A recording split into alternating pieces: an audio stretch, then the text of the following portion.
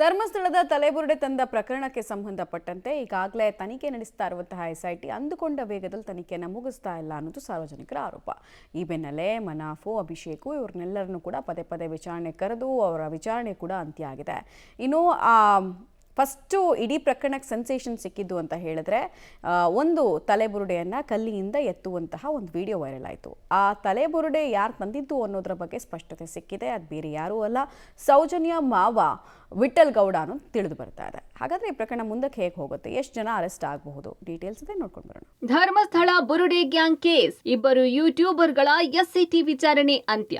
ಧರ್ಮಸ್ಥಳ ವಿರುದ್ಧ ಷಡ್ಯಂತ್ರ ರೂಪಿಸಿದ್ದ ಬುರುಡೆ ಗ್ಯಾಂಗ್ ಪ್ರಕರಣದ ತನಿಖೆಯನ್ನು ಎಸ್ಐಟಿ ತೀವ್ರಗೊಳಿಸಿದೆ. ಪ್ರಕರಣದಲ್ಲಿ ಇಬ್ಬರು ಯೂಟ್ಯೂಬರ್ಗಳ ವಿಚಾರಣೆ ಅಂತ್ಯವಾಗಿದೆ. ಯೂಟ್ಯೂಬರ್ ಅಭಿಷೇಕ್ಗೆ 7 ದಿನ ಹಾಗೂ ಕೇರಳ ಯೂಟ್ಯೂಬರ್ ಮನಾಫ್ನ 3 ದಿನಗಳ ವಿಚಾರಣೆಯನ್ನ ಎಸ್ಐಟಿ ಅಧಿಕಾರಿಗಳು ಮುಕ್ತಾಯಗೊಳಿಸಿದ್ದಾರೆ. ಹೇಳಿಕೆ ದಾಖಲಿಸಿಕೊಂಡಿರುವ ಎಸ್ಐಟಿ ಮುಂದಿನ ದಿನಗಳಲ್ಲಿ ನೋಟಿಸ್ ಕೊಟ್ಟರೆ ವಿಚಾರಣೆಗೆ ಹಾಜರಾಗಬೇಕು ಅನ್ನೋ ಸೂಚನೆ ಕೊಟ್ಟಿದೆ. ಅಲ್ಲದೆ ಯೂಟ್ಯೂಬರ್ ಅಭಿಷೇಕ್ನ 2 ಮೊಬೈಲ್, ಲ್ಯಾಪ್ಟಾಪ್ ಹಾಗೂ ಕ್ಯಾಮೆರಾ ವಶಕ್ಕೆ ಪಡೆದುಕೊಂಡಿದೆ.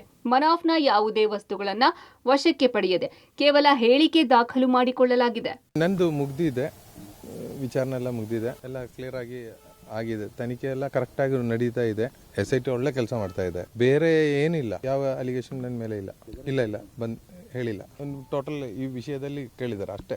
ತಲೆಬುರುಡೆಯ ಮಹಜರು ನಡೆಸಿದ ಎಸ್ಐಟಿ, ಸೌಜನ್ಯಳ ಮಾವನೇ ತಲೆಬುರುಡೆಯ ಮಾಸ್ಟರ್ ಮೈಂಡ್. ಶೀಘ್ರದಲ್ಲೇ ತನಿಖೆ ಪೂರ್ಣಗೊಳಿಸುತ್ತಾ ಎಸ್ಐಟಿ. ಧರ್ಮಸ್ಥಳ ಗ್ರಾಮದಲ್ಲಿ 100 ಶವ ಹೂತಿಟ್ಟಿದ್ದೇನೆ ಎಂದಿದ್ದ ಚಿನ್ನಯ್ಯ ಜೈಲು ಕಂಬಿ ಎಣಿಸ್ತಾ ಇದ್ರೆ, ಇತ್ತ ಎಸ್ಐಟಿ ಅಧಿಕಾರಿಗಳು ವಿಚಾರಣೆ ಮುಂದುವರೆಸಿದ್ದಾರೆ. ಆರಂಭದಲ್ಲಿ ನ್ಯಾಯಾಲಯಕ್ಕೆ ಹಾಜರುಪಡಿಸಿದ ತಲೆಬುರುಡೆ ಎಲ್ಲಿಂದ ಬಂತು, ಯಾರು ತಂದಿದ್ರು ಅನ್ನೋದು ಸಾಕಷ್ಟು ಅನುಮಾನದಿಂದಲೇ ಇತ್ತು. ನಾನೇ ತಂದಿದ್ದು ಎಂದಿದ್ದ ಆರೋಪಿ ಚಿನ್ನಯ್ಯ ಬಂಧನದ ಬಳಿಕ ನನಗೆ ಬೇರೆಯವರು ತಂದುಕೊಟ್ಟಿದ್ದು ಎಂದಿದ್ದ. ಹೀಗಾಗಿ ಬುರುಡೆ ಗ್ಯಾಂಗ್ನ ಒಬ್ಬೊಬ್ಬರನ್ನೇ ವಿಚಾರಣೆ ನಡೆಸಿದ ಬಳಿಕ ತಲೆಬುರುಡೆ ತಂದವರು ಯಾರು ಅನ್ನೋದನ್ನ ಪತ್ತೆ ಮಾಡಲಾಗಿತ್ತು. ಸೌಜನ್ಯಳ ಮಾವ ವಿಠಲ ಗೌಡನೇ ತಲೆಬುರುಡೆಯನ್ನ ತಂದು ಚಿನ್ನಯ್ಯನಿಗೆ ಕೊಟ್ಟಿದ್ದು ಅನ್ನೋದು ಖಚಿತಗೊಂಡ ಬಳಿಕ ಎಸ್ಐಟಿ ಆತನನ್ನ ವಿಚಾರಣೆಗೆ ನೋಟಿಸ್ ನೀಡಿ ಕರೆದಿತ್ತು. 4 ದಿನಗಳ ವಿಚಾರಣೆ ಬಳಿಕ ನಿನ್ನೆ ವಿಠಲಗೌಡನನ್ನ ಧರ್ಮಸ್ಥಳದ ಬಂಗ್ಲೆಗುಡ್ಡಕ್ಕೆ ಕರೆತಂದ ಅಧಿಕಾರಿಗಳು ತಲೆಬುರುಡೆ ತಂದ ಸ್ಥಳವನ್ನ ಮಹಜರು ನಡೆಸಿದ್ದಾರೆ.